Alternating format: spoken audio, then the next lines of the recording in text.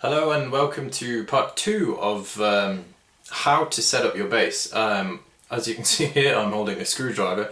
It's one of the tools you're going to need because the next step is looking at your intonation.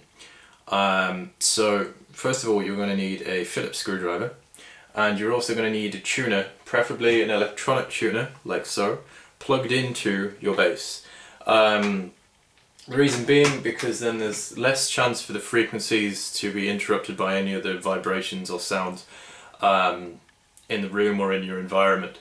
Now, what's the screwdriver for? Right, the screwdriver is so that we can, if we look at the saddle, you'll see that in my saddle there are screws here, here and here for each respective string and each respective saddle on the bridge here. Now, in terms of the intonation, what do I mean by intonation? What is it? The intonation is the distance of the saddle from the bridge. Now this varies depending on your neck relief in the previous video, your type of wood, your string gauge as well. So this is unique pretty much to every bass and to pretty much every player, but there is one rule to go through it. Obviously, yes, do your neck relief first, and then tune up. Tune all your strings. Make sure all your strings are in tune. And what we're going to do is we're going to play the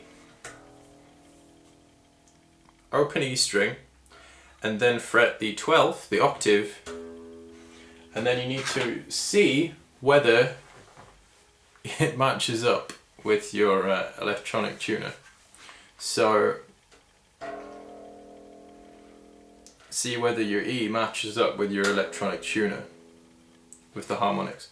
As you can see there, it doesn't because I'm not in tune fully at the moment.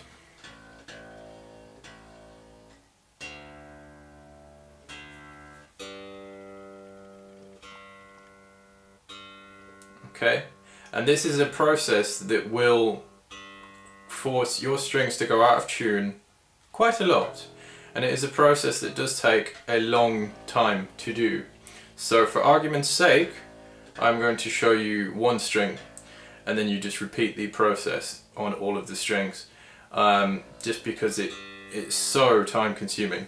So for argument's sake, I'm going to show you the G string, purely because it has the highest frequency, meaning that my tuner can pick it up in the best way.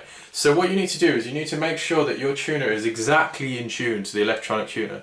So your open string is exactly in tune, and then once it's exactly in tune, play the 12th fret. Don't play the harmonic. That's the first rule. Do not play harmonics. It does not work with harmonics because it's all to do with the saddle. And a harmonic is a mixture of the tension between the artificial sound produced between the bridge and the headstock. You need the natural note, so the octave, 12th fret, and then you need to make sure whether it is in tune or not. Now mine there says that it's slightly sharp. Now if it's slightly sharp, that means you need to tighten the screw. And when you tighten the screw here, like so, you move the saddle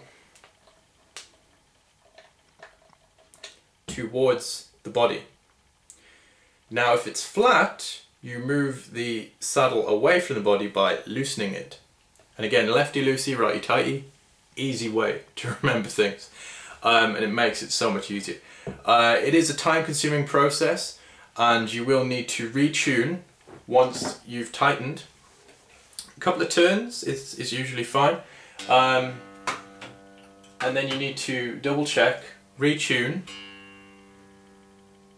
So I'm back in tune now, and then play your 12th fret again and make sure it's in tune. If it's still sharp, tighten it. If it's gone flat again, loosen it. And And that is basically it in terms of this process. It does take quite a while. You're looking at probably about at least half an hour to get this process done. That's why I've only shown you one string. And yeah, repeat the process, same process. So tune your open string, make sure it's exactly in tune on the green light right in the middle. Fret the 12th fret, not the harmonic, and then play. If it's sharp, tighten the screw on the respective saddle.